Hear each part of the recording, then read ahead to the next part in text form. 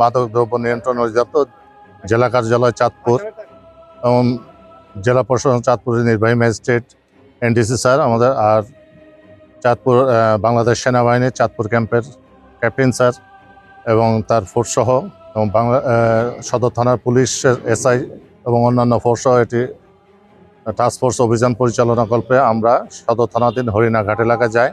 একটা গোপন সংবাদ পাই যে কুমিল্লা থেকে বুড়িচং থেকে আমাদের ঢাকা মেট্রো গ 143736 একটি প্রাইভেট কার করে বিপুল পরিমাণ গাঁজা নিয়ে আসতেছে এবং এই গাঁজাটা হরিণা ফেরিঘাট দিয়ে খুলনা যাবে।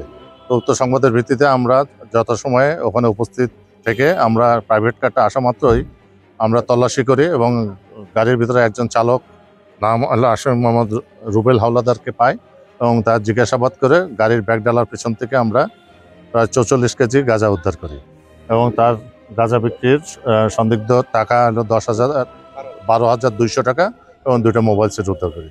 আর আসামিদের বিরুদ্ধে আমরা মাদকদ্রব্য নিয়ন্ত্রণ আইনে চাঁদপুর সদর থানায় একটি নিয়মিত মামলা রুজু করব।